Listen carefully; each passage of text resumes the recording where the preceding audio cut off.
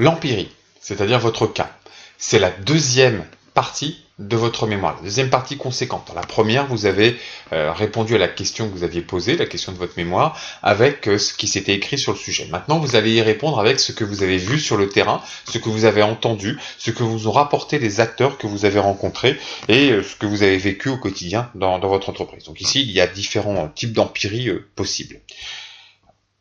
L'empirie, le principal enjeu, c'est un souci de pédagogie.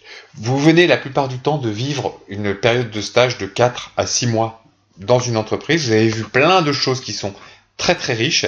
Il va falloir en rendre compte et réussir à faire comprendre au lecteur de votre mémoire ce qui s'est passé dans l'entreprise où vous êtes allé, ou bien ce que vous ont raconté les gens que vous avez interviewés, les documents que vous avez eu entre les mains. Ces documents, vous avez baigné pendant 4 à 6 mois dedans. Ces gens, vous les avez rencontrés pendant 4 à 6 mois. Et là, vous allez avoir une trentaine de pages, une quarantaine de pages pour en rendre compte. C'est un véritable défi. Un défi qui va nécessiter d'être attentif au langage que vous utilisez, à la façon dont vous exprimez ce qui s'est passé dans l'entreprise. Donc la première chose que vous allez commencer à faire, c'est décrire votre empirie, dire comment s'est passée la phase d'observation, voire vous pouvez très bien commencer cette description de l'entreprise par une petite partie méthodologique, à quel type de personnes vous avez eu accès, qui vous a raconté quoi, qui sont les gens qui parlent, quel type de documents vous avez pu consulter, comment ce que vous allez raconter s'intégrait dans la mission de votre stage. Donc une petite partie méthodologique expliquant comment vous y êtes pris pour collecter toutes ces données, d'où viennent ces données, pour nous permettre de voir de quel point de vue vous allez parler. Donc une petite partie méthodologique est la bienvenue. Vous allez parler pas simplement de ce qui se passe, de ce que vous avez vu dans l'entreprise. Un des défauts souvent de ces parties empiriques, c'est que les gens veulent nous dire ce qu'ils ont vu. Très bien, mais ils ont vu plein de choses. Il y en a que 10, 15, 20% qui se rapportent directement à la question qu'ils ont posée. Rappelez-vous, vous êtes ici pour répondre à une question, et ce n'est pas un rapport de stage où vous allez devoir rapporter tout ce que vous avez vu, tout ce qui s'est passé autour de vous dans l'entreprise. Donc bien souvent, les étudiants vont raconter beaucoup trop de choses dans cette partie empirique et des choses qui ne sont pas en lien, qui sont véritablement hors sujet avec la question qu'ils ont posée. À chaque fois que vous avez un doute, posez-vous la question dans quelle mesure ce que je vais raconter ici ou ce que j'ai raconté, ça répond à la question que j'avais posée. Et vous devez parfois prendre le lecteur par la main pour lui expliquer comment ce que vous avez raconté, ça répond à la question. Pourquoi c'est directement lié à la question que vous avez posée. Donc il ne s'agit pas de tout raconter. J'ai vu des gens qui me mettaient des tableaux entiers décrivant telle ou telle entreprise. La fiche signalétique de l'entreprise, c'est intéressant. Ça ne doit pas prendre plus une ou deux pages parce qu'après c'est un petit peu casse-pied. Donc on doit rester sur des choses très légères. Et puis cette fiche, elle doit permettre, signalétique de l'entreprise, elle doit permettre d'expliquer pourquoi à ce niveau-là, pourquoi dans ce contexte-là, c'est important de savoir où on est situé en fait. Est-ce que c'est une grosse entreprise? Est-ce que c'est une petite entreprise? Si c'est une grosse, pourquoi c'est important par rapport à la question que vous avez posée? C'est ça qui nous intéresse. C'est une description finalisée, argumentée, problématisée par rapport à votre question et pas simplement une description. C'est une description qui doit répondre à la question. Donc posez-vous toujours la question, dans quelle mesure ce que je viens d'écrire répond ou non à la question.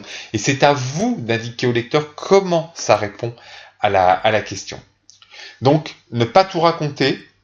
Bien souvent, vous allez raconter des tonnes de choses. Vous allez écrire, ne vous privez pas. Écrivez, écrivez, écrivez. Et puis, très rapidement, vous allez supprimer des choses. Ça va vous coûter parfois de supprimer des choses, mais vous gagnerez en pertinence par rapport au sujet que vous cherchez à développer. Troisième point, scénarisez vos données.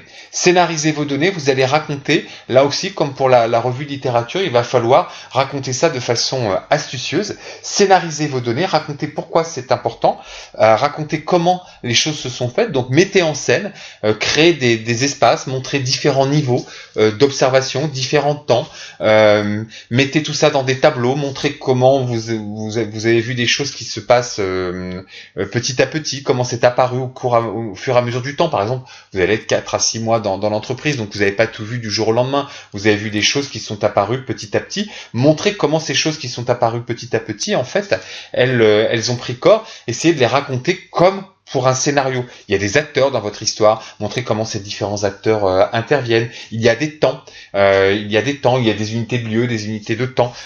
Utilisez tout ça. Utilisez les concepts que vous avez introduits dans la revue de littérature pour expliquer vos données. Vos données, elles parlent, mais remettez-les en lien avec ce que vous avez vu avant.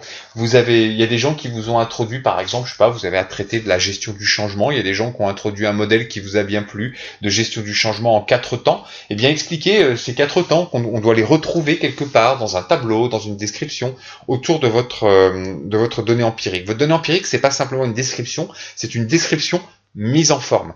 Mise en forme par l'histoire que vous avez vécue dans l'entreprise, mise en forme par les concepts issus de la revue de littérature. Et enfin, dernier point, cette revue de littérature, elle doit être compréhensible par le commun des mortels. Bien souvent, vous allez utiliser un jargon qui est propre à l'entreprise et qui fait que c'est pas très compréhensible. Vous allez utiliser des abréviations qui sont pas compréhensibles. Vous allez devoir expliquer des choses que vous avez vous-même mis parfois des semaines avant d'arriver à comprendre. Ça doit être compréhensible. Par le commun des mortels, j'entends par là votre grand-mère. Si votre grand-mère, elle comprend pas ce que vous racontez dans votre mémoire, c'est un petit peu embêtant. Alors que votre grand-mère, elle a des difficultés à suivre, ça paraît plutôt pas mal. Mais si elle a quand même du mal à comprendre ce que vous racontez, ça, c'est un petit peu embêtant. Un lecteur normal, doit comprendre ce que vous racontez dans cette partie empirique, et c'est pas quelque chose d'ésotérique. Le plus mauvais lecteur de votre revue de cette partie-là, c'est votre tuteur en entreprise, parce que lui, comme vous, il baigne dedans, donc vous allez raconter des choses, parfois il y a de l'implicite, et cet implicite, vous ne l'aurez pas levé. Un bon moyen de contrôler cette empirie, c'est de la faire relire à un de vos camarades de classe qui ne comprend rien à ce qui se passe dans votre entreprise, et ce qu'il arrive à comprendre ce qui s'y passe. Et à chaque fois qu'il a une difficulté à comprendre, un mot, un concept, il ne sait plus très bien, vous l'avez perdu dans votre organisation, c'est à vous de réécrire pour expliquer où sont les problèmes.